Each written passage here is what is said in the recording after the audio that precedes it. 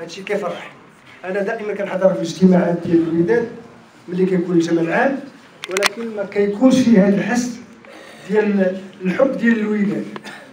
ربما شي اخوان منخرطين هنا، راه اول من هضر هذا العام في الجمع العام هو انا اللي حاربت، هضرت باسم الوداديين وهضرت على الجمعيات وهضرت على الوينارس وهضرت على كل شيء، ولكن ما لقيتش شي مساند اللي يساندني.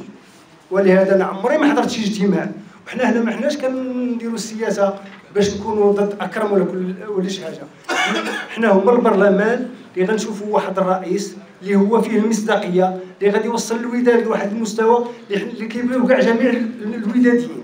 هذا الشيء اللي كنطلب، وكنطلب من الاخوان ما يبقاوش يدخلوا في الانخراطات. الانخراط خاص كل شيء ينخرط قبل 31، وملي تنخرط يكون عندك الانخراط ديالك، يجمعوا هذوك التواصيل وصيفطوهم للسيد الرئيس عن طريق عون قضائي بان الناس راهم منخرطين، وصافي راه الموضوع سهل. لانك انتم هما البرلمان، هاد الناس اللي كاينين هنا راه هما ما كاينينش معنا حنا في المكتب.